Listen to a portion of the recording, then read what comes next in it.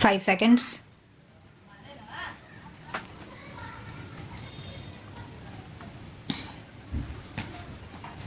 During the third quarter of this century, the world has seen unprecedented progress, comprising in these about 25 years an order of economic growth which is unparalleled in human history.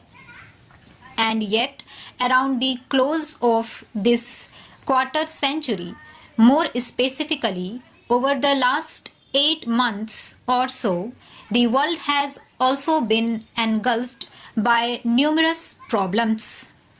There is even danger that the present international economic system, which has been the sheet anchor of the orderly development of the post-Second War world economy, may collapse. We may revert to a chaotic situation in the matter of international trade and exchanges unless corrective steps are taken to ensure the proper functioning of the international economic system.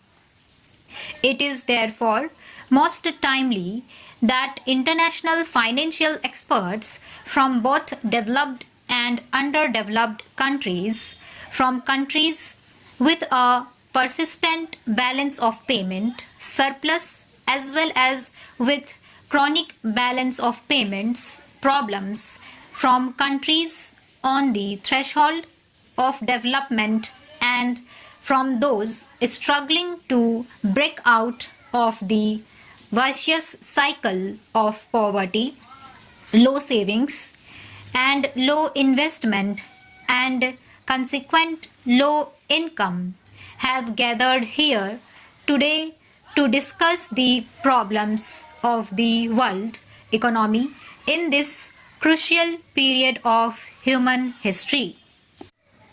The major problem of the world for the next 25 years, as I see, it is that of bringing about a better balance in the living standards and rates of growth of different peoples inhabiting this planet.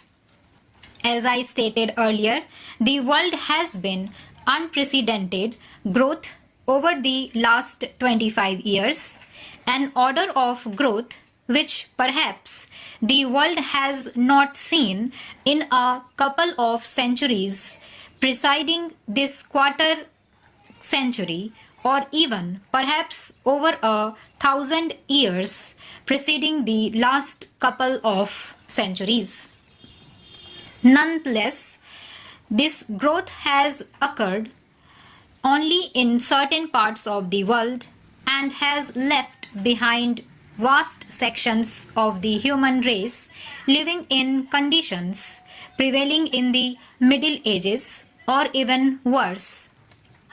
This inevitably gives rise to tensions and to problems of international exchanges which are deep-seated and for which all thinking men have to find an adequate solution. In the race for growth, we cannot afford to forget or to neglect the conditions of life and the prospects of growth for large sections of the world population. Large disparities lead to tensions and create manifold problems and discrepancies with a country. With improved communications, the same is likely to hold true for the Community of Nations. The basic problem that faces the world today, in my view, is one of orderly growth of all nations. The 1960s were declared by the United Nations as the first development decade, and a fair amount of growth was achieved by many developing countries during those 10 years, though in retrospect, one finds that the rate of growth achieved by developing countries has still been less than the rate of growth achieved by the developed countries generally. The second development decade, however, has not seen even this modest rate of growth insofar as the developing countries are concerned. Indeed, the year which has just ended has seen unprecedented inflation in all countries of the world, with an attempt by many countries, including some developed ones, to pass on the burdens of this inflation to others, with the result that this burden has fallen on those who are least capable of bearing it.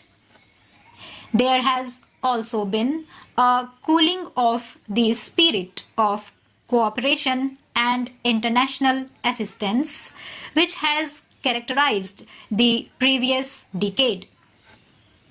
I consider this to be an unhappy development. Just as no man can live and thrive by himself, no country can prosper today in isolation or in complete disregard of the well-being of its neighbors and of its trading partners around the world. This is a perspective which I feel we should keep in mind while discussing some of the present problems of the world. I have heard in many forums that the crisis in the world today arises solely because of the policies adopted by the oil producing countries.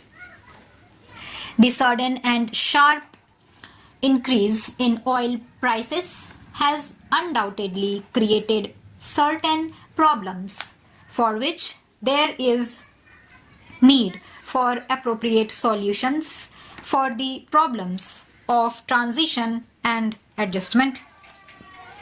But we seem to forget that oil is a wasting resource, that for decades the price of oil has no relationship to the real cost of this primary source of energy in terms of the cost of its alternatives, and that the trade and aid policies of the developed countries have also been onerous for many developing countries, the more so because of the long history of such policies. In more recent times, I find that the forces of inflation are becoming infectious and that many countries facing internal problems are seeking to pass on the burden of their own inflation to other helpless countries. This, to my mind, is a short-sighted policy which contributes to the sense of international insecurity and which could lead to a return to the distressing conditions of the interwar years. We should not encourage this bad policy.